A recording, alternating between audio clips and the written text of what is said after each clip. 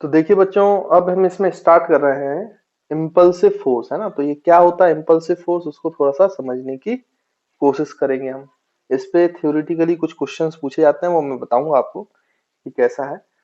तो आप अब हेडिंग डालेंगे इम्पल्सिव इम्पल्सिव फोर्स। अब ये इम्पल्सिव फोर्स क्या होता है, तो आप ऐसा समझो कि इम्पल्सिव फोर्सेस का सीधा सा मतलब ये है झटका लगना। झटका मतलब बहुत तेज फोर्स लगे बहुत कम टाइम के लिए, तो उसको झटका बोलते हैं ना। तो झटके वाला जो फोर्स होता है वो इम्पल्सिव फोर्स है। यानी कि अगर आपको किसी क्वेश्चन में देखकर ये समझ में आ रहा है कि यहाँ पे शॉक लगेगा, झटका लगेगा, तो इसका मतलब वहां पे बहुत कम समय बहुत ज्यादा फोर्स लग रहा होगा, तो फिर वो इम्पल्सिव फोर्स कहला इम्पल्सिव फोर्स का कॉन्सेप्ट आना चाहिए वहां पे, है ना। अब देखो कैसे मैं आपको समझाता हूँ, एक्सप्लेन करता हूँ। जैसे बच्चों, अगर मैं बोलूं आपसे कि इस तरीके से यहाँ पे एक वॉल है और यहाँ पर एक, भाई इस तरीके से एक ट्रक है, ट्रक जा रहा है, उसका मास जो है वो m है, उसकी वेलोसिटी v है, और ब्रेक नहीं लग पाया तो ये जाके इस दीवार से, वॉल से टकरा जाएगा। अब आप सोचो, जब इस वॉल से टकराएगा तो इस पे इतना तेज फोर्स लगेगा, क्योंकि इसका मोमेंटम जो है सडनली चेंज होगा, सडनली। यहाँ पे सडन चेंज इन मोमेंटम आएगा बच्चों, क्योंकि इसका मोमेंटम एकदम से जीरो होगा। जो टी है it is very very small, approximately two zero. जितने टाइम में इसमें चेंज इन मोमेंटम आएगा, तो सोचो फोर्स जो होता है वो तो change in momentum upon change in time होता है ना, लेकिन time is very very small, तो force is very very large. और कितने कम समय में बहुत ज्यादा फोर्स लगा, इसलिए इसका इफेक्ट दिखा। ये ट्रक के जो है आपके टुकड़े टुकड़े हो जाएंगे, सडन चेंज इन मोमेंटम अगर हो जाएगा। आप खुद सोचो मोमेंटम। तो अगर बहुत कम फोर्स, बहुत बहुत ज्यादा फोर्स अगर बहुत कम समय के लिए भी लग जाएगा ना बच्चों, तो वो फिर अपना इफेक्ट दिखाता है। वो फिर अपना इफेक्ट दिखाता है, और वो बहुत कंसिडरेबल जो है चेंज ला सकता है चीजों में, है ना। तो वो अपना इफेक्ट बहुत खतरनाक तरीके से शो कर सकता है ना। तो अगर बहुत कम फोर्स बहुत कम समय के लिए लगे, अगर इस ट्रक में 2 न्यूटन लगता, मान लो 0.01 सेकंड के लिए, तो इस ट्रक को कोई फर्क नहीं पड़ता। हमें शायद वेलोसिटी भी कोई चेंज हुई होगी तो हमें पता भी नहीं चलती। लेकिन अगर बहुत ज्यादा फोर्स एकदम बहुत कम समय के लिए भी लग जाएगा, तो इसको सोचो बहुत क्या होगा बच्चों, इसमें सिग्निफिकेंट आपको चेंजेस दिखाई देंगे। जैसे यहाँ पे ट्रक के जो है वो टुकड़े टुकड़े हुए, क्योंकि यहाँ पे बहुत कम समय में बहुत ज्यादा फोर्स लगा, है ना। वैसे ही अगर सोचो, अगर ये इसका उल्टा इस तरीके से होता कि अगर ये सैंड होती, सैंड, और यही ट्रक यहाँ पे दीवार से जाके ना टकरा के इस सैंड से टकराती, तो इसका मोमेंटम अभी भी जीरो होता फाइनल।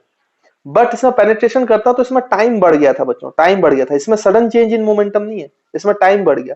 टाइम बढ़ गया तो फोर्स ऑटोमेटिकली कम हो गया, इसलिए इसमें सिग्निफिकेंट ज्यादा कोई इफेक्ट नहीं दिखाई दिया कि इसमें बहुत ज्यादा इसमें चेंजेस आ गया। हाँ, वेलोसिटी कम हुई, लेकिन इसमें सिग्निफिकेंट था, क्योंकि ट्रक के तो टुकड़े हो गए ना, तो वो ज्यादा डैमेज पहुंचा सकता है। जैसे कि अगर मैं आपको और अच्छे से एक्सप्लेन करें, तो आप सोचो एक बॉल है बच्चों, अगर वो 10 मीटर पर सेकंड से जा रही है ऐसे, और आप अगर यहाँ पे एक्सलेशन लगा दो, और एक्सलेशन मान लो आपने 1 मीटर पर सेकंड स्क्वायर का लगाया अपोजिट डायरेक्शन, तो इसकी रफ्तार कम होगी। 1 सेकंड में 1 मीटर पर सेकंड होती है, तो ये बॉल जो है धीरे धीरे धीरे धीरे, अगर ये फोर्स जो है, ये एक्सलेशन जो है काफी समय तक लगता रहा, तो ये धीरे धीरे 10 सेकंड के बाद पलटी मारेगी। भाई 1 सेकंड में 1 मीटर पर सेकंड कम हो रही है ना, तो 10 सेकंड में 10 मीटर पर सेकंड कम होके फिर यहां से पलटी मारेगी, रफ्तार जीरो होगी।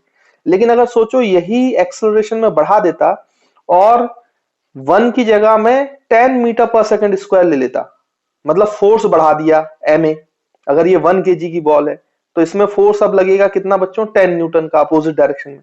तो अब ये जो है पलटी 1 सेकंड पे ही मान लेगी, क्योंकि 1 सेकंड में इसकी रफ्तार 10 मीटर कम हो जाती है, और फिर वो यू टर्न लेगी, रफ्तार जीरो करके वापस हो जाएगी। अब सोचो बच्चों कि अगर मैं ये फोर्स, अगर देखो ये फोर्स 1 न्यूटन का फोर्स अगर मैं 10 सेकंड के लिए लगाता तब ये पलटी मारता, अगर मैं वही 10 न्यूटन का फोर्स 1 सेकंड के लिए लगाता तो पलटी मारता। अब सोचो अगर ये 100 एक्सलेशन जो है वो 100 मीटर पर सेकंड स्क्वायर होता, तो ये कितनी बॉल कितनी देरी में पलटी मार लेती। आपको सोचो अब कि रफ्तार कितनी देर में जीरो हो जाती, टी इक्वल टू 0.1 सेकंड, अगर इसकी इनिशियल रफ्तार 10 मीटर पर सेकंड। और वहीं पे सोचो अगर मैं ये 1000 कर देता, तो कितने छोटे से समय में पलटी, मतलब ये बॉल ऐसे आई और ऐसी चली गई यहीं पर t इक्वल टू 0.01 सेकंड। यानी कि जब आप अब यहां पे देखो कितने न्यूटन का फोर्स है, और सोचो अगर ये 1000 होता तो 0.01, तो अगर 1000 न्यूटन का फोर्स अगर 0.01 सेकंड के लिए, अगर मैं यहाँ पे 1000 न्यूटन का फोर्स अपोजिट डायरेक्शन में लगा देता कितने समय के लिए, 0.001 सेकंड के लिए भी लगा दूं, तो ये इसका पूरा मोशन बदल देता है, पीछे की तरफ मोड़ देता है। यही तो होता है जब एक क्रिकेटर जो है बैट से बॉल को हिट करता है तो वो इतना ज्यादा फोर्स जनरेट करता है कि बॉल की एक डायरेक्शन आ रही होती है, तो हिट करने में वो बहुत ही कम समय में अपनी डायरेक्शन चेंज करके दूसरी तरफ मुड़ जाती है रफ्तार के साथ, क्योंकि बहुत कांटेक्ट का समय बहुत कम था, लेकिन बहुत कम समय में उसने बैट से इतना फोर्स जनरेट किया होता है कि इसका इफेक्ट इतना ज्यादा होता है कि फिर वो बाउंड्री तक पहुंच जाती है बॉल। और कभी कभी तो भाई सिक्स लगाते हैं तो सिक्सर चला जाता है, इतना इतना भयंकर इफेक्ट आता है। तो आपका कोई भी बॉडी है उसमें इफेक्ट कब नजर आता है, आप खुद सोचो। या तो बहुत छोटा फोर्स बहुत ज्यादा समय के लिए लगे तो फिर इसमें इफेक्ट नजर आएगा, नहीं तो बहुत बड़ा फोर्स अगर बहुत कम समय के लिए लग जाए तो भी हमें वो इफेक्ट नजर आता है। वो उसके सारी चीजों को चेंज कर सकता है, मोमेंटम को चेंज कर सकता है, उसकी डायरेक्शन बदल सकता है, सब कुछ कर सकता है।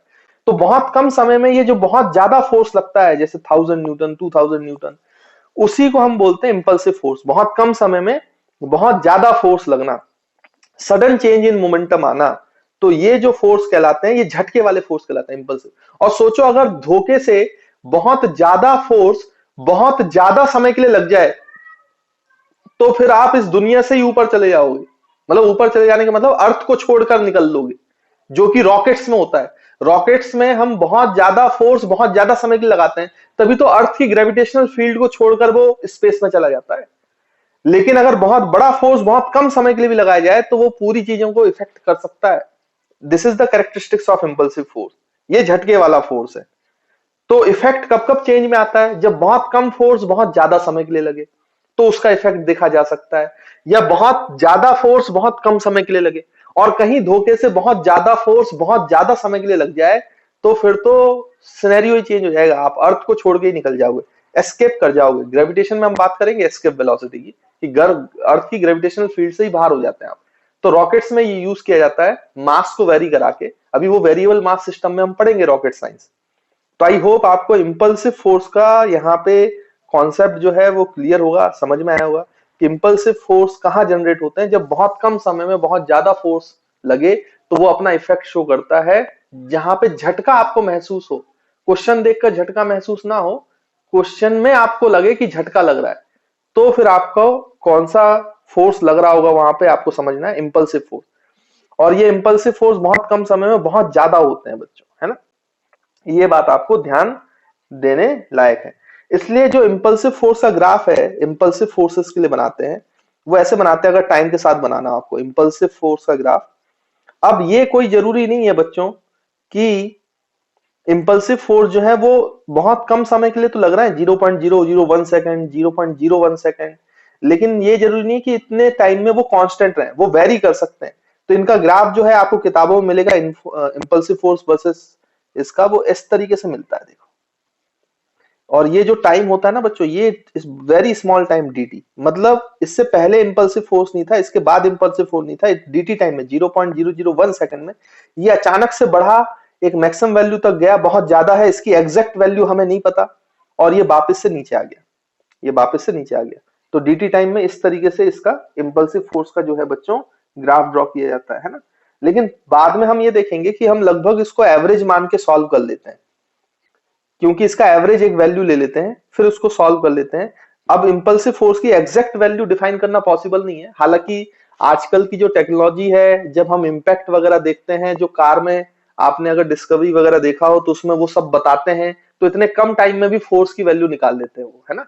लेकिन नॉर्मल अगर हम देखें तो नॉर्मल एक्सपेरिमेंट्स में आप इस फोर्स की वैल्यू नहीं निकाल पाते हो, तो इसको फिर समझेंगे कैसे, फोर्स की वैल्यू तो हम निकाल ही नहीं सकते इंपल्सिव फोर्स कितना है, क्योंकि इतने छोटे टाइम में बहुत ज्यादा फोर्स लगता है, तो इसकी एग्जैक्ट वैल्यू निकाल पाना पॉसिबल नहीं है।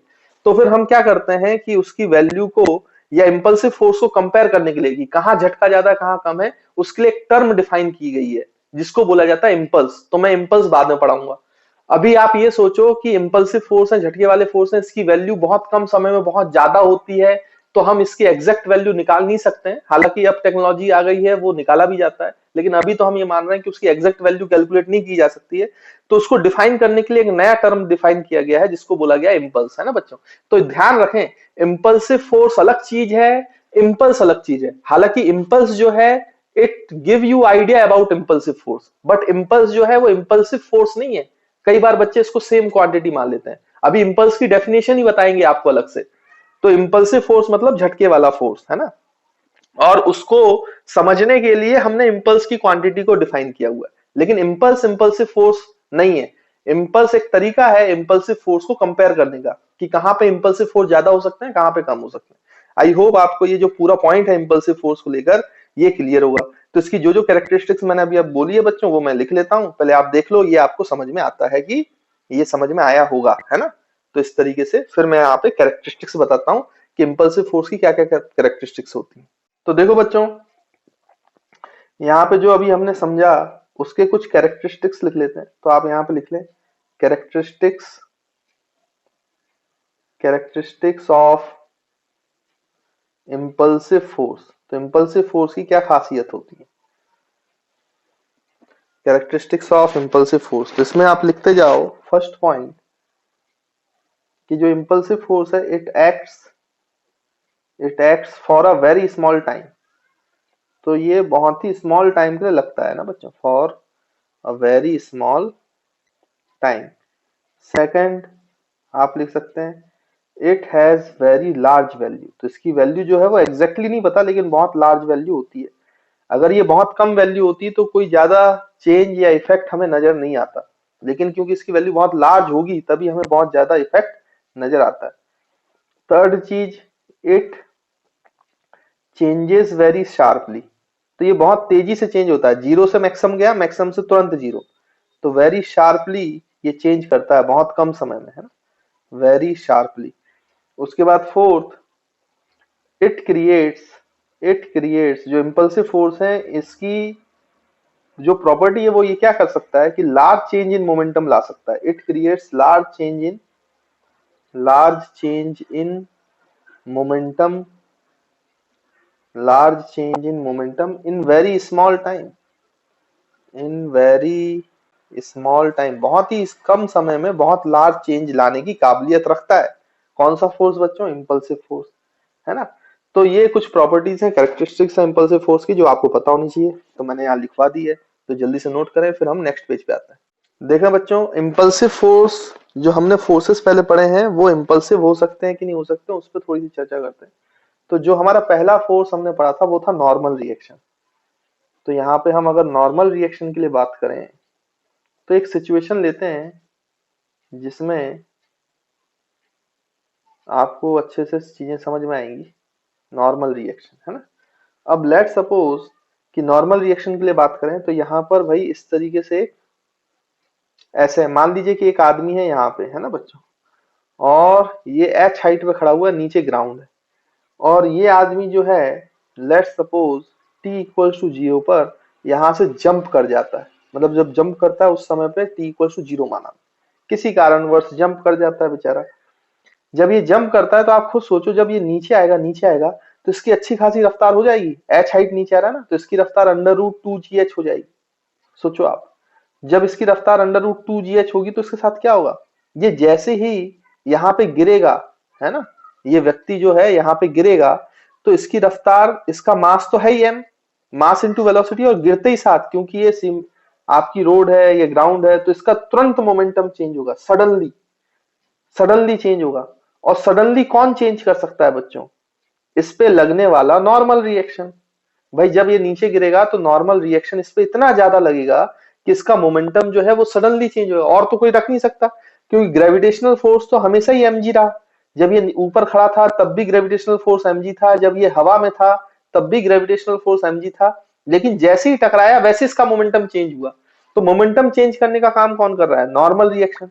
इतनी ज्यादा वेलोसिटी के साथ ये गिरा था, तो नॉर्मल रिएक्शन बहुत कम समय के लिए बहुत ज्यादा लग गया बच्चों, और फिर जब ये रेस्ट पे रुक गया ग्राउंड पे, फिर नॉर्मल रिएक्शन तो mg के बराबर हो गया। यानी बहुत कम समय के लिए जब ये टकराया ग्राउंड से, केवल उतने समय पर इसका जो नॉर्मल रिएक्शन था इतना ज्यादा था कि बेचारे की हड्डियां टूट गई, और इतना ज्यादा इंपल्सिव फोर्स क्रिएट किया बहुत डीटी टाइम के लिए, जब तक ये गिरा जिस समय ये कांटेक्ट में है। लेकिन उसके बाद फिर नॉर्मल रिएक्शन वापस किसके बराबर हो गया बच्चों? एमजी के बराबर, क्योंकि अब नॉर्मल रिएक्शन एमजी के बराबर लगेगा ना इसको बैलेंस करने के लिए। अब इंपल्सिव फोर्स की जरूरत है नहीं, सिर्फ टकराते समय उसको जरूरत थी रोकने के लिए, मोमेंटम को चेंज करने के लिए।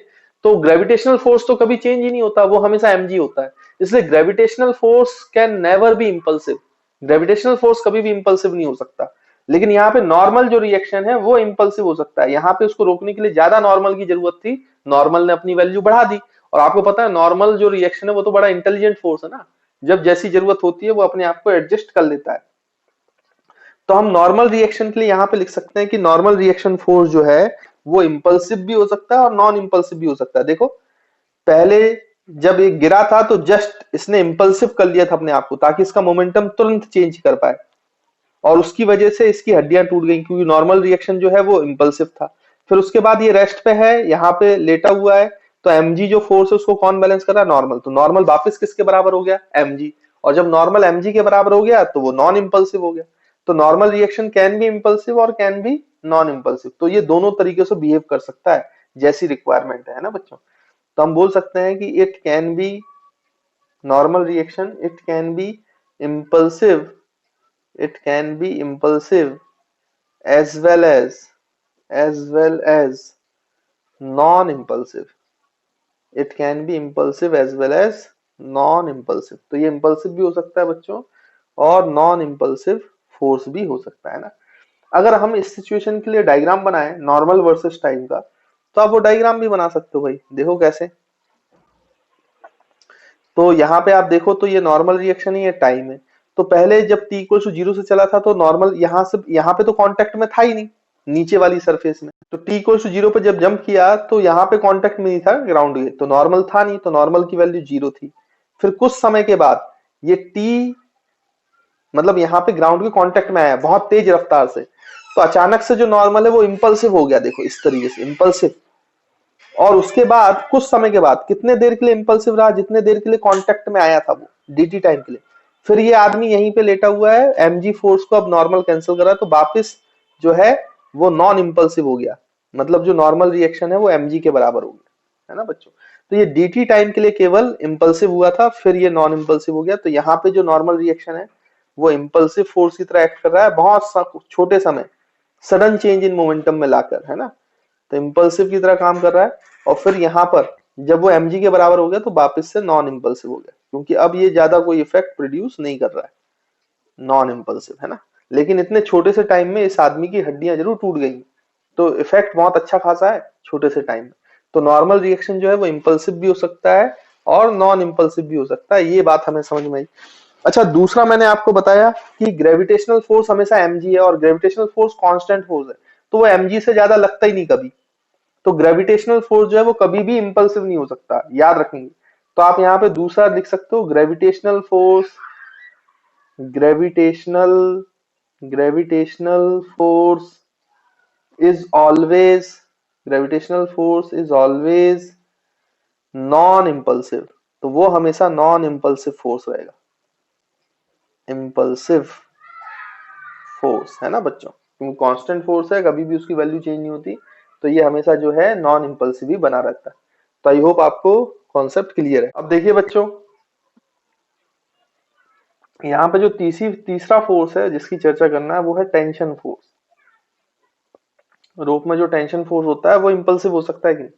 तो आप ऐसे सिचुएशन एक एनालाइज करें कि मान लीजिए एक रोप है, रोप को हमने ऐसे सिलेक्ट किया हुआ और ऊपर एक पार्टिकल को पकड़ा हुआ जिसका मास जो है m है, और यहाँ से इसको रिलीज किया गया बच्चों। अब आप खुद सोचो, जब ये रिलीज करेगा तो ये पार्टिकल जो है वो नीचे आएगा। जैसे ही नीचे आएगा तो आप सोचो, जब ये पार्टिकल नीचे आएगा तो इसकी जो वेलोसिटी है वो बढ़ेगी बढ़ेगी बढ़ेगी, और जब रस्सी की लेंथ के बराबर ये नीचे आ चुका होगा तो अचानक से रस्सी क्या करेगी? जैसे ये नीचे आएगा तो अचानक से रस्सी टेंशन डेवलप करेगी, क्योंकि रस्सी टाइट हो गई, और इस बॉल को तुरंत रोकेगी। तो इस बॉब का मास m था और नीचे इसका जो रफ्तार था वो इंक्रीज हो रहा था, तो इसका मोमेंटम हो गया था। लेकिन जैसे ये रस्सी की लेंथ के बराबर आया है, रस्सी ने इसको तुरंत रोका और मोमेंटम क्या कर दिया? जीरो।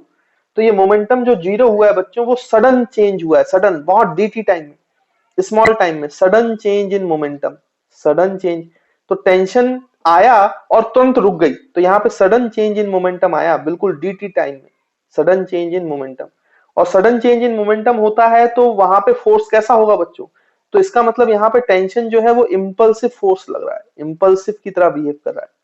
यहाँ पे टेंशन जो है वो इम्पल्सिव है। हाँ, एक बार रुक गया, रेस्ट पे आ गया, तो ऑब्वियस सी बात है जब ये रेस्ट पे आ गया तो नीचे जो है mg फोर्स लग रहा है और टेंशन जो है वो किसके बराबर हो जाएगा, mg के बराबर। तो फिर ये जो है नॉन इम्पल्सिव बन जाएगा जब mg के बराबर आएगा। लेकिन छोटे से टाइम dt के लिए ये कैसा बिहेव कर रहा था बच्चों, इम्पल्सिव फोर्स की तरह। क्यों, क्योंकि इम्पल्सिव फोर्स की तरह इसलिए किया क्योंकि वहां पे dt टाइम में इसने तुरंत मोमेंटम चेंज कर दिया, इसकी वेलोसिटी बढ़ चुकी थी, इसका मोमेंटम mv था और तुरंत रुक गया। अगर तुरंत नहीं रुकता तो रस्सी टूट जाती, रस्सी नहीं टूट रही, इसका मतलब उसको तुरंत रेस्ट पे ले आया है। और रेस्ट पे लाने का काम कौन कर सकता है, टेंशन कर सकता है। इसका मतलब अगर बहुत कम समय में ज्यादा चेंज मोमेंटम का चाहिए था, मोमेंटम को जीरो करना था, तो ये काम टेंशन कर सकता है। और टेंशन तब कर सकता है जब टेंशन इंपल्सिव हो। तो यहाँ पे इसका मतलब dt टाइम के लिए टेंशन इंपल्सिव हुआ है रोकते समय, और जैसे ये रुक गया है उसके बाद फिर टेंशन ने अपने आप को एडजस्ट कर लिया है, और क्योंकि उसको mg के बराबर लगना है तो mg के बराबर लग रहा है, इसलिए फिर वो नॉन इंपल्सिव हो गया। यानी टेंशन भी दोनों हो सकता है, इंपल्सिव भी हो सकता है सिचुएशन में के अनुसार और नॉन इंपल्सिव भी हो सकता है ना। तो हम टेंशन के लिए भी ये पॉइंट लिख सकते हैं। तो यहाँ पे आप टेंशन फोर्स के लिए लिख सकते हो बच्चों, it can be, it can be impulsive, it can be impulsive as well as, it can be impulsive as well as non-impulsive, it can be impulsive as well as non-impulsive force, है ना। Tension भी दोनों तरीकों से behave कर सकता है। और अगर आप चाहें तो यहाँ पे टेंशन वर्सेस किसका ग्राफ बना सकते हैं बच्चों, आप टेंशन वर्सेस टाइम का ग्राफ भी बना सकते हो। जब ये नीचे आ रहा था तो नीचे आते तक कुछ समय तक तो टेंशन था ही नहीं ना बच्चों, जब रस्सी स्लैक थी। यहाँ पे रोप जो है वो तो स्लैक है, यहाँ पे कुछ समय तक जब तक ये रस्सी पूरी नीचे नहीं आ गई तब तक तो टेंशन लगा ही नहीं ना। और फिर जब पूरी नीचे आए तो अचानक से मोमेंटम चेंज हुआ, तो यहाँ पे टेंशन पहले इंपल्सिव हुआ बहुत, कितने टाइम के लिए, तो बहुत ही स्मॉल टाइम dt के लिए। और उसके बाद फिर जो उसकी वैल्यू है वो कांस्टेंट हो गई, किसके बराबर हो गई बच्चों, mg के बराबर। तो यहाँ बहुत कम समय के लिए वो इंपल्सिव हुआ, मतलब बहुत कम समय में बहुत ज्यादा फोर्स लगा होगा, टेंशन की वैल्यू ज्यादा होगी तो वो रुक गया। और उसके बाद फिर उसकी रिक्वायरमेंट थी mg की, तो वो mg के बराबर हो गया। तो फिर वो become dt after dt time non impulsive. इसलिए हम बोल रहे हैं कि टेंशन दोनों हो सकता है, इंपल्सिव भी और नॉन इंपल्सिव। तो आई होप आपको टेंशन की भी क्लैरिटी हो गई होगी। देखिए स्टूडेंट्स, अब क्या है कि जैसे मान लीजिए कि मैं आपसे ये बोलूं कि सिचुएशन 1 में ये आपका ऐसे रिजिड सपोर्ट से एक स्ट्रिंग हैंग है और यहाँ पे आपने, ये बॉल है और इस बॉल को आपने ऐसे ऊपर की तरफ किक किया, ऊपर की तरफ इस बॉल को हमने क्या किया बच्चों, किक किया। अगर देखो बच्चों इस स्ट्रिंग में आपने ऐसे ऊपर की तरफ किक किया इस एम मास के बॉल पर, तो इसका अचानक से मोमेंटम आ जाएगा। तो ये जो किक मार रहे हो आप, ये किक इंपल्सिव हो सकता है, लेकिन मैं तो टेंशन की बात कर रहा हूं। तो सोचो जैसे ही ये ऊपर जाएगा तो रोप तो स्लैक कर जाएगी ना, और रोप स्लैक कर जाएगी तो टेंशन क्या हो जाएगा बच्चों, जीरो। तो इंपल्सिव का तो सवाल ही नहीं उठता। जब आपने ऊपर की तरफ किक मारा है तो टेंशन फोर्स जो है वो इंपल्सिव नहीं है। क्यों इंपल्सिव नहीं है भाई, क्योंकि रस्सी तो स्लैक कर गई तो टेंशन तो जीरो हो गया। जीरो टेंशन का मतलब इंपल्सिव थोड़ी ना होगा। तो टेंशन यहां पे इंपल्सिव नहीं हो सकता। जब आप टेंशन ऐसा किक लगाओ, ऐसा फोर्स लगाओ कि टेंशन जीरो हो रहा है या रस्सी स्लैक कर रही, तो यहाँ पे बच्चों जब रोप स्लैक हो रही होती है तो टेंशन जीरो हो जाता है, तो यहाँ पे इंपल्सिव नहीं हो सकता फोर्स। तो यहाँ पे टेंशन कैसा है भाई, नॉन इंपल्सिव, क्योंकि फोर्स तो जीरो ही हो गया ना, तो इंपल्सिव का तो सवाल ही नहीं उठता। फिर अगर मैं और अगर बात करूं तो सोचो यही केस में अगर ऐसा होता कि आप इस एम मास के बॉल पर, पहले तो इस पे mg फोर्स लग रहा है, टेंशन में भी mg लग रहा है, लेकिन आप किक कैसे मारो, नीचे की तरफ, नीचे की तरफ। तो अगर आप किक नीचे की तरफ मार दोगे तो ये किक तो इंपल्सिव है ना, बहुत तेज झटका दिया आपने बहुत कम समय में, लेकिन क्योंकि यहाँ पे जो टेंशन है वो इस बॉल को नीचे नहीं जानी पड़ेगी, तो इस किक के झटके को सहने का काम कौन करेगा, टेंशन।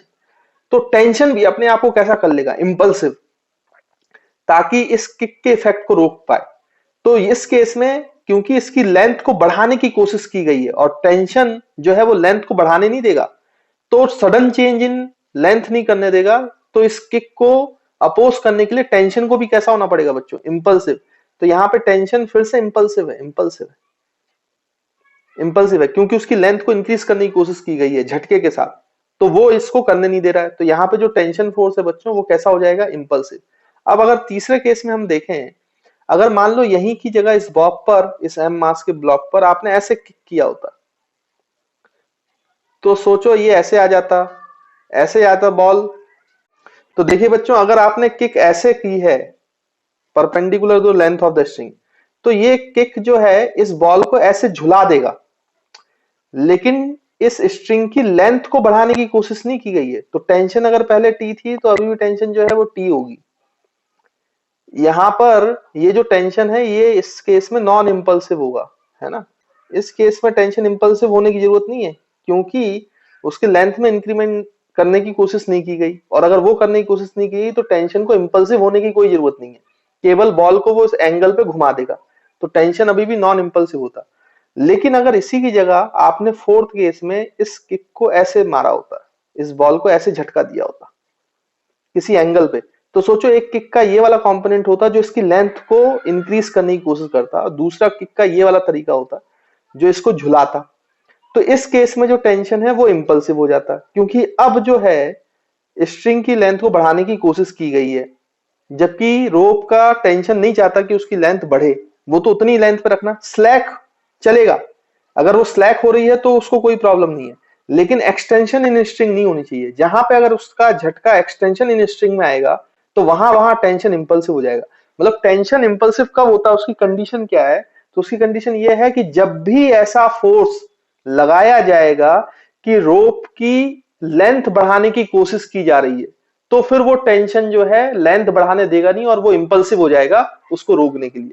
यानी स्ट्रिंग में टेंशन कब आती है, टेंशन इंपल्सिव कब होता है, तो स्ट्रिंग में टेंशन तब इंपल्सिव होता है जब जब ऐसा केस होता है कि उसकी स्ट्रिंग की लेंथ बढ़ाने की कोशिश की जाए, तब टेंशन इंपल्सिव हो जाता है, और बाकी किसी भी केस में टेंशन इंपल्सिव नहीं होगा। तो ये कंडीशन है टेंशन फोर्स के इंपल्सिव होने का, कि वो इंपल्सिव तभी होगा जब किसी तरीके से उसकी लेंथ को बढ़ाने की कोशिश की जाए, तो वो स्ट्रिंग का टेंशन जो है वो इंपल्सिव होता है, नहीं तो इंपल्सिव नहीं होता है। तो आई होप आपको कंडीशन समझ में आ गई होगी कि टेंशन कब इंपल्सिव होता है ना बच्चों। तो इसको मैं लिख भी देता हूं यहाँ पर, देखिए बच्चों, ये कंडीशन आप लिख लो कि जो स्ट्रिंग में टेंशन है वो इंपल्सिव कब होता है। तो यहाँ पे हम लिख सकते हैं नीचे, when there is an attempt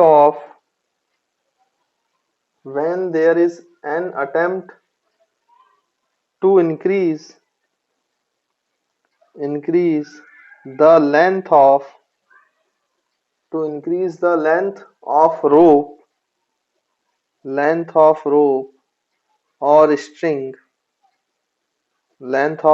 or string, then tension becomes impulsive.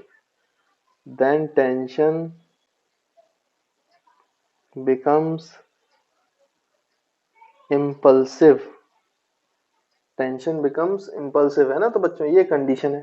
तो आई होप आपको ये पॉइंट जो है ये भी क्लियर होगा। तो देखिए बच्चों, अब हम नेक्स्ट जो फोर्स है फोर्थ, वो हम बात करेंगे इंपल्सिव हो सकता है कि नहीं, दैट इज स्प्रिंग फोर्स, है ना, स्प्रिंग फोर्स। अब देखो बच्चों, जैसे मैंने अभी आपको बताया कि स्प्रिंग फोर्स को समझने से पहले से आप ऐसा सोचें कि ये रोप है, ये बॉल है, ये एम मास की है, आपने ऐसे किक किया था, तो मैंने बोला कि इसमें लेंथ में चेंज ही नहीं आएगा, तो टेंशन को क्या करना पड़ेगा बच्चों, इंपल्सिव होना पड़ेगा। तो इस केस में टेंशन क्या हो गया था, इंपल्सिव, क्योंकि यहाँ पे इसकी लेंथ को इंक्रीज करने की कोशिश की गई। लेकिन अगर सोचो आप स्प्रिंग के साथ क्या हुआ, अगर यहीं पे ये स्प्रिंग होती, ये बॉल होती, और स्प्रिंग बॉल को ऐसे किक किया जाता, तो क्या स्प्रिंग फोर्स इंपल्सिव होता? आप खुद सोचें, नहीं हो पाता। क्यों? क्योंकि अगर ये ऐसे किक की जाती तो इसकी लेंथ तो बढ़ जाती, और जब फोर्स जो है स्प्रिंग का, वो तो फोर्स की वैल्यू स्प्रिंग फोर्स की ऊपर की तरफ होगी, वो कब होगी, जब kx। लेकिन स्प्रिंग फोर्स ही कब आता है, जब इसमें इलोंगेशन हो ना। इलोंगेशन ऐसा तो होगा नहीं कि बिल्कुल जीरो समय में इलोंगेट हो जाएगा तो स्प्रिंग फोर्स इंपल्सिव हो जाएगा, ऐसा नहीं होगा। इसको इलोंगेशन होने में कुछ तो समय लगेगा, भले ही आपने किक किया हुआ है, लेकिन इसको थोड़ा टाइम लगेगा इलोंगेट होने में। और इलोंगेट होने में टाइम लगेगा तो स्प्रिंग फोर्स जो है, क्योंकि लेंथ चेंज होने में समय लगती है स्प्रिंग में, तो वो समय इतना लगता है कि वो स्प्रिंग फोर्स इंपल्सिव हो भी नहीं पाता है, क्योंकि समय कम चाहिए। वो कम समय नहीं होगा, स्प्रिंग तो अपना टाइम लेगा इलोंगेट होने में, भले ही आपने किक किया हो। तो लेंथ को चेंज होने में समय लगता है स्प्रिंग के केस में, और लेंथ को चेंज होने में समय लगेगा तो स्प्रिंग फोर्स भी धीरे धीरे बढ़ेगा, तो वो कभी भी इंपल्सिव नहीं होगा। इसलिए spring force can never be impulsive. तो स्प्रिंग फोर्स जो है बच्चों, वो हमेशा ही नॉन इंपल्सिव रहता है, ये बात आपको याद रखना है ना। तो यहां पे मैं पॉइंट लिख देता हूं इसको कि spring force it is always spring force is always non impulsive. ये हमेशा, जैसे ग्रेविटेशनल फोर्स हमेशा नॉन इंपल्सिव होता है, वैसे स्प्रिंग फोर्स भी नॉन इंपल्सिव होता है। क्यों क्यों ऐसा होता है? क्योंकि स्प्रिंग फोर्स को अगर इंपल्सिव करना है तो सडन चेंज इन लेंथ आना चाहिए, लेकिन स्प्रिंग में कभी भी सडन चेंज इन लेंथ नहीं होती, लेंथ को चेंज होने में कुछ ना कुछ समय लगता है, इसलिए it is always non impulsive force. तो स्प्रिंग फोर्स हमेशा जो है बच्चों, वो नॉन इंपल्सिव होगा। कारण क्या है? तो आप कारण भी लिख सकते हो, तो मैं यहाँ नीचे जो है वो यहाँ पे, आप यहाँ पे पॉइंट मार्क करके इसका रीजन भी लिख सकते हो। तो हम यहाँ पे लिख सकते हैं as spring force depends on the length of spring depends on the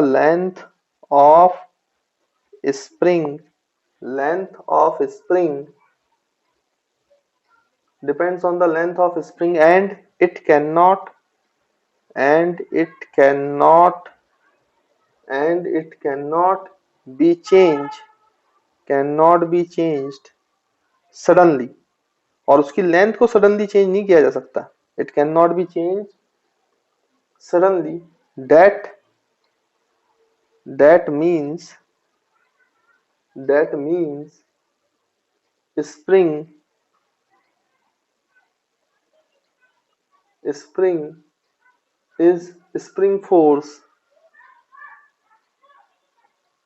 spring force is also not changed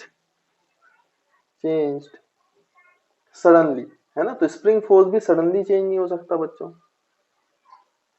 not changed suddenly, therefore spring force is always non impulsive। therefore spring force is always non impulsive। तो I hope आपको ये वाला point जो है बच्चों, वो भी clear होगा। क्लियर है ये सभी को, है ना। तो मेरे ख्याल से स्प्रिंग फोर्स का भी लॉजिक आपको क्लियर होगा। तो देखिए स्टूडेंट्स, यहाँ पे हम बात करें तो जो फिफ्थ फोर्स है जिसके बारे में बात करना है, वो है फ्रिक्शनल फोर्स। अब देखते हैं फ्रिक्शनल फोर्स इंपल्सिव होता है कि नहीं होता है। तो आप ऐसा सोचो भाई कि जैसे मान लीजिए कि ग्राउंड है ना बच्चों, और ग्राउंड में किसी आदमी को ऐसे कूदना है आगे की तरफ, लॉन्ग जंप करना है। तो बच्चों कूदने के लिए अगर उसको किसी एंगल पे कूदना है तो उसको वेलोसिटी के दो कंपोनेंट चाहिए, एक एक्स डायरेक्शन में और एक वाई डायरेक्शन में, तभी तो नेट वेलोसिटी किसी एंगल थीटा पे होगा और ये आदमी इस तरीके से आगे जंप कर पाएगा। लेकिन आप खुद सोचो, इसका मोमेंटम अभी जीरो था इनिशियली, और अचानक इसका मोमेंटम आना चाहिए किसी एंगल पर, तभी ये आगे जा पाएगा। तो इसका मतलब यहाँ पे जो नॉर्मल रिएक्शन है, ये अगर आगे की तरफ आना है तो इस नॉर्मल रिएक्शन को, क्योंकि इसको जंप लेना है, तो नॉर्मल रिएक्शन को कैसा होना पड़ेगा बच्चों? Impulsive.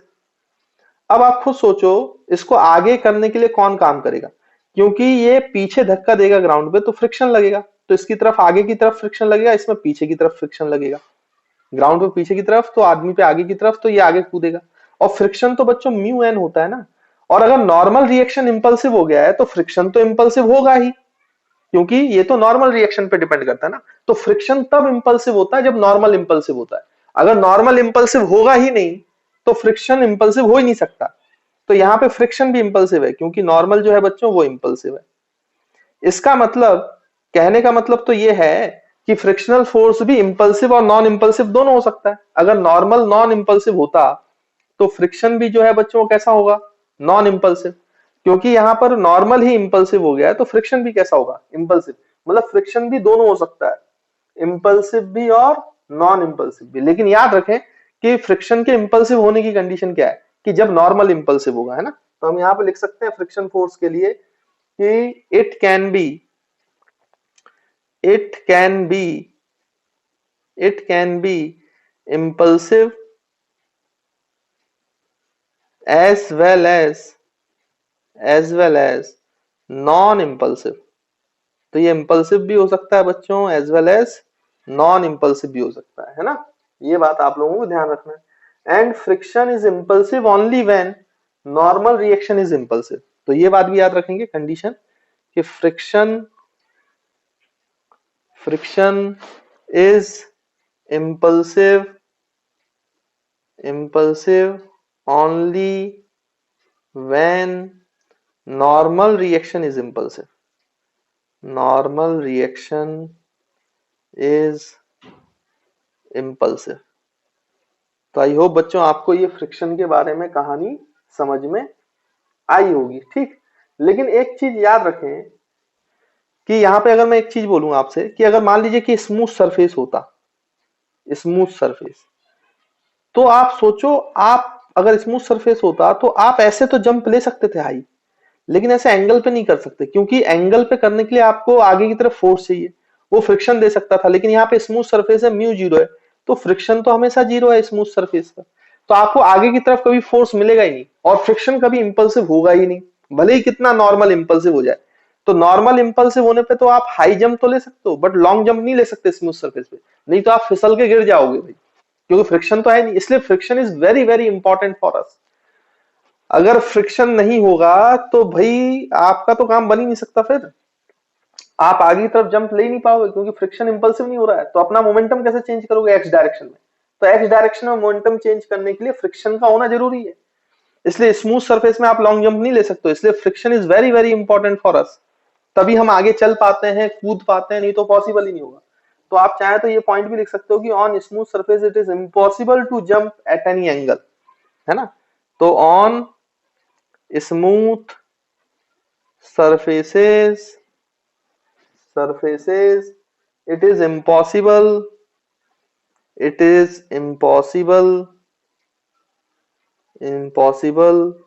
to jump at any angle। ये बड़ा इंपॉर्टेंट चीज है। तो आई होप आपको ये जो कॉन्सेप्ट है फ्रिक्शन के बारे में ये भी क्लियर होंगे, और इंपल्सिव फोर्स कौन कौन सा फोर्स हो सकता है, कौन कौन सा नहीं हो सकता है, ये भी, इसकी भी आपको क्लैरिटी अब आ गई होगी। तो देखिए बच्चों, इसके बाद जब हमें इंपल्सिव फोर्स का ज्ञान हो गया है तो हम ये समझ सकते हैं भाई कि कंजर्वेशन ऑफ मोमेंटम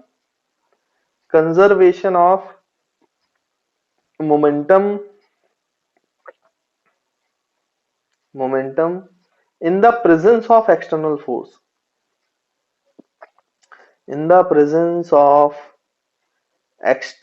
force, याद करो हमने ये पढ़ा था बच्चों कि जब एक्सटर्नल फोर्स जीरो होगा तब आप कंजर्वेशन ऑफ मोमेंटम अप्लाई कर सकते हो।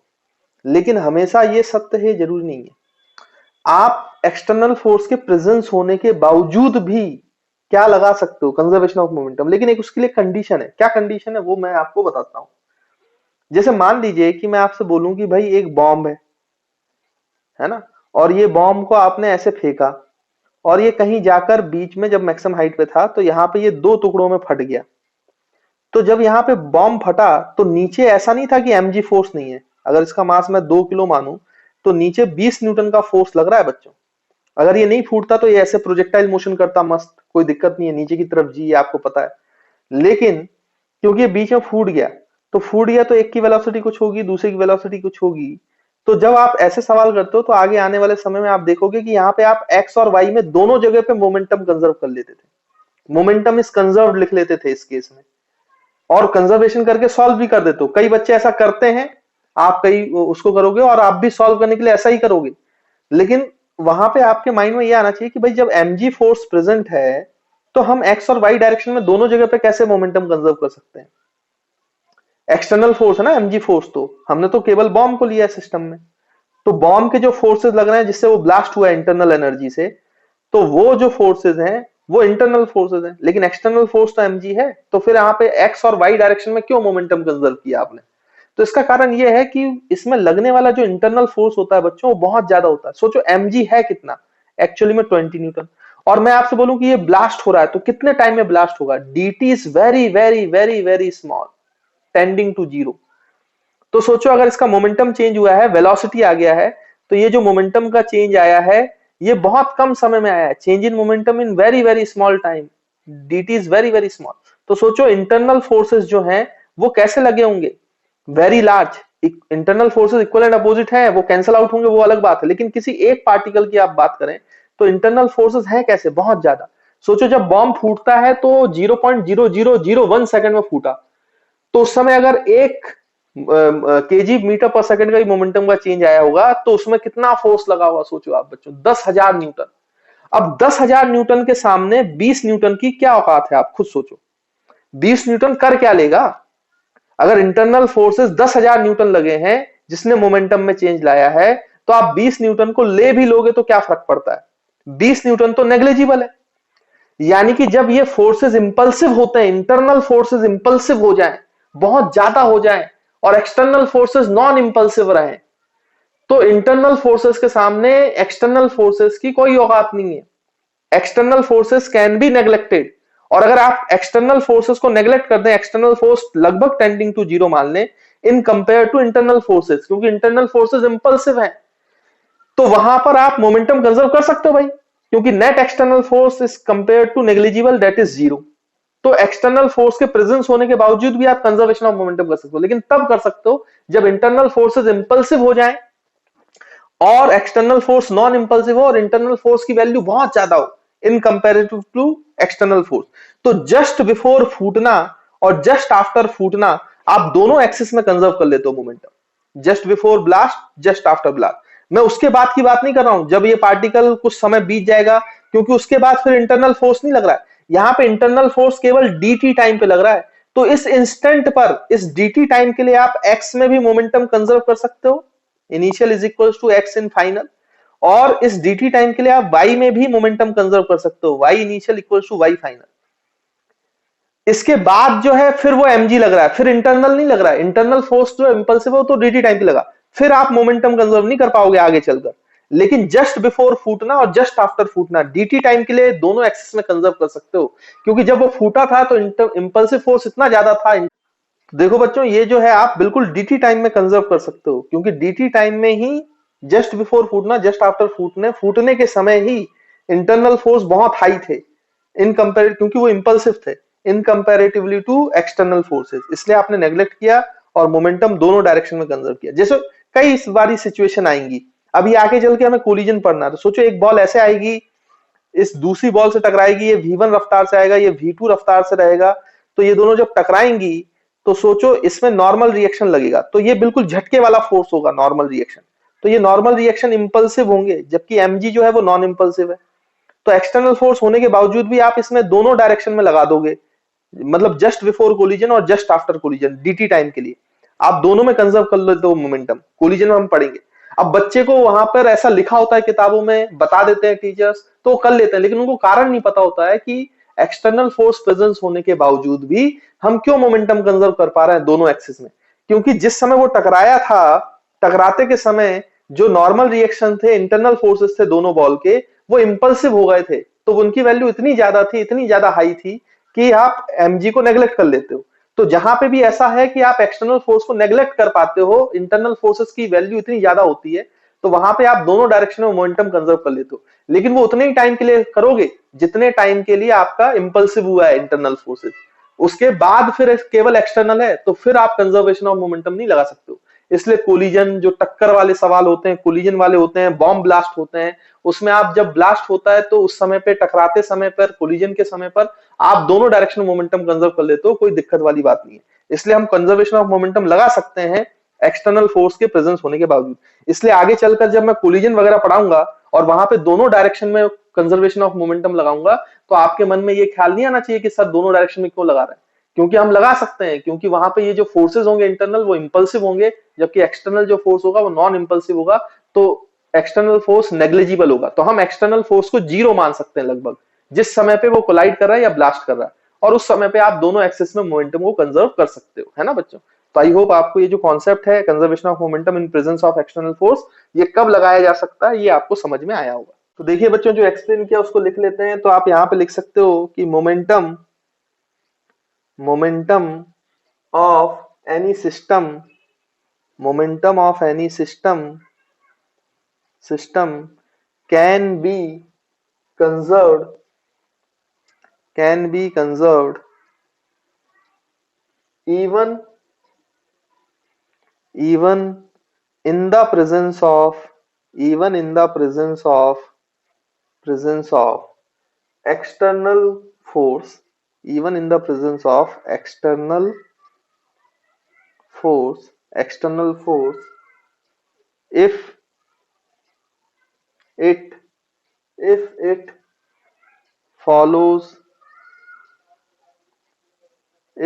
follows the condition given below।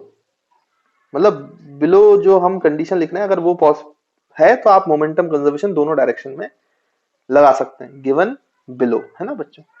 तो पहली चीज आप क्या करोगे कि जो इंटरनल फोर्सेस हो सकते हैं, इंटरनल फोर्स होने चाहिए, वो इंपल्सिव होने चाहिए। Internal forces are impulsive and external forces are impulsive, जैसे कहां पे, such as in explosions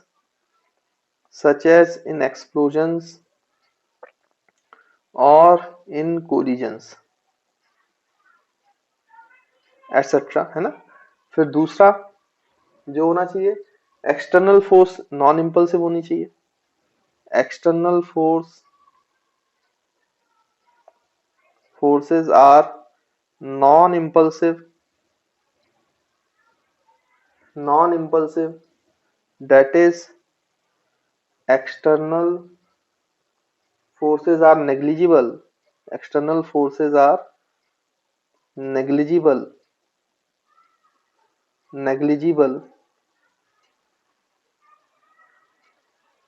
as compared to internal forces और तीसरा आप चाहें तो ये भी लिख सकते हैं कि जो टाइम इंटरवल होता है इस केसेस में कंजर्वेशन ऑफ मोमेंटम लगाने के लिए, वो टेंडिंग टू जीरो होता है ना बच्चों। बहुत स्मॉल टाइम के लिए आप कंजर्वेशन ऑफ मोमेंटम लगा सकते हो, क्योंकि इंपल्सिव मूव फोर्सेस है ना। तो हम लिख सकते हैं द टाइम इंटरवल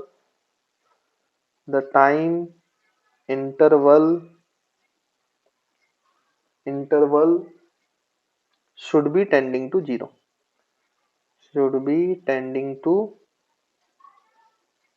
zero, है ना बच्चों। केवल उतने समय के लिए आप कंजर्वेशन ऑफ मोमेंट, उसके बाद क्योंकि इंटरनल फोर्सेस है नहीं, तो वहां पर इंटरनल फोर्सेस बहुत ज्यादा वैल्यू है ही नहीं, इंटरनल फोर्सेस थोड़ी देर के लगेंगे, खत्म हो जाएंगे। फिर एक्सटर्नल फोर्सेस अपनी इफेक्टिव वैल्यू पे है, तो फिर वही मूव कराएगा उसको। लेकिन उस समय पर आप जस्ट बिफोर और जस्ट आफ्टर क्या कर सकते हो, मोमेंटम कंजर्व कर सकते हो। बहुत ही स्मॉल टाइम पे time interval should be tending to zero. तो आई होप बच्चों आपको ये कॉन्सेप्ट भी क्लियर होगा। अब देखिए बच्चों, अगर ऐसे में क्वेश्चन ऐसे पूछ लिए जाते हैं, छोटे छोटे से क्वेश्चन, कि एक बॉम्ब है, कहा गया 2 kg का, उसको v रफ्तार दी गई, तो आपको पता है कि वो इस तरीके से अगर नहीं फूटता तो प्रोजेक्टाइल मोशन करता। मान लीजिए बोला गया कि टॉप मोस्ट पॉइंट पे उसके 2 टुकड़े हो गए, एक 1 kg का है, दूसरा भी 1 kg का है, ये आपको बोल दिया गया, है ना। तो फिर आपसे ये बोला गया कि इसमें जो ये 1 kg वाला पार्ट है, ये वाला पार्ट, ये रिट्रेसेस इट्स पाथ, तो इस पाथ से गया था, इसी पाथ को रिट्रेस करके वहीं गिर गया जहां पे ये पूरा बम चला था, है ना। तो ये जो वाला हिस्सा है, इसको बोला गया दिस फूटने के बाद इट रिट्रेसेस इट्स पाथ, है ना। तो वापस यहीं पे आगे गिर गया, जो ए वाला हिस्सा है। और ये जो बी वाला है, अब ये जहां से आपने प्रोजेक्शन किया वो कितने दूर गिरेगा वो आपको निकालना है ना। तो find distance distance of part B from point of projection. तो प्रोजेक्शन वाले पॉइंट से आपको बी पार्ट का क्या निकालना है बच्चों, डिस्टेंस निकालना है। तो कैसे निकालोगे, आप ध्यान से देखो तो फूटते समय आपने dt टाइम के लिए, जस्ट dt टाइम के लिए क्या किया था बच्चों, यहाँ पे एक्सटर्नल फोर्स को नेग्लेक्ट किया है, क्योंकि फूटते समय एक्सप्लोजन हुआ था तो इंटरनल फोर्सेस बहुत ज्यादा थे, लेकिन उससे पहले भी mg फोर्स लग रहा है और उसके बाद भी mg लग रहा है। mg थोड़ी ना गया कहीं पर, सिर्फ आपने फूटते समय dt टाइम के लिए, इंस्टेंटेनियस टाइम के लिए mg को नेग्लेक्ट किया था, लेकिन उससे पहले भी mg लग रहा है, उसके बाद भी mg लग रहा है। तो ऑब्वियस सी बात है कि अगर वो सेम फोर्स है तो अगर ये फूटता नहीं तो ये यहाँ पे गिरता, मतलब इसका सेंटर ऑफ मास यहाँ आके गिरता। तो अभी फूटने के बाद भी इंटरनल फोर्सेस भले ही कितने ज्यादा लग रहे हो, लेकिन वो तो कैंसिल आउट ईच अदर करते हैं ना। तो इंटरनल फोर्सेस तो हमेशा ही जीरो रहे नेट, क्योंकि वो कैंसिल किए, भले ही आपने dt टाइम में उसको नेग्लेक्ट किया था, एक्सटर्नल को, इंटरनल इंपल्सिव हो गया था, लेकिन इस पे जितना इंटरनल लगा था उस पे अपोजिट डायरेक्शन में इतना लगा था, तो उनका नेट इंटरनल फोर्स तो जीरो ही था और हमेशा mg ही लगता रहा। इसका मतलब अगर ये फूट भी गया है तो सेंटर ऑफ मास कहीं नहीं जाएगा, सेंटर ऑफ मास तो अभी भी यहीं गिरेगा, दोनों का सेंटर ऑफ मास यही होता है। तो अगर ये 1 kg यहां पे गिर रहा है बच्चों, कितनी दूरी पर, तो ये रेंज है r, इस पॉइंट से r दूरी पे पीछे गिरा है, तो ऑब्वियसली बात है दूसरा जो 1 kg है, क्योंकि इक्वल मास है तो इसको भी उतने ही दूर गिरना चाहिए, क्योंकि जब ये सेकंड पार्टिकल यहां आके गिरेगा, कितनी दूरी पर बच्चों, r दूरी पर, तभी तो इसका सेंटर ऑफ मास कहां लाई करेगा, इन दोनों के बीच में, क्योंकि दोनों का सेम मास है। अगर ये अलग अलग मास होता तो m1x1 इक्वल्स टू m2x2 लगा लेते, कोई दिक्कत नहीं होता। जैसे ये 2 kg ले लेता, ये 1 kg ले लेता, 2 kg इधर आया तो 1 kg किधर जाएगा, तो 2 इंटू आर करते, इंटू 1 इंटू एक्स करते, तो x की वैल्यू आ जाती। तो सिंपल सिंपल सवाल पूछे जाते हैं। तो पॉइंट ऑफ प्रोजेक्शन से ये जो बी वाला पार्ट है बॉम्ब का, ये कितने दूरी पे गिरेगा बच्चों, 2r। अब यहाँ पे वेलोसिटी दे देगा, एंगल दे देगा, तो आपसे रेंज निकाल लोगे, रेंज निकाल लोगे तो 2 टाइम्स आर करना, तो डिस्टेंस निकल आएगा। तो ऐसे सिंपल सवाल पूछे जाते हैं जिनका आंसर हमें करना आना चाहिए। तो आई होप बच्चों आपको इस टाइप के क्वेश्चंस में कोई प्रॉब्लम नहीं होगी, है ना, क्योंकि सेंटर ऑफ मास के मोशन पे कोई फर्क नहीं पड़ेगा, इसलिए वो तो वैसे ही मोशन करेगा जैसे पहले कर रहा था, है ना। तो आई होप आपको क्लियर होगा।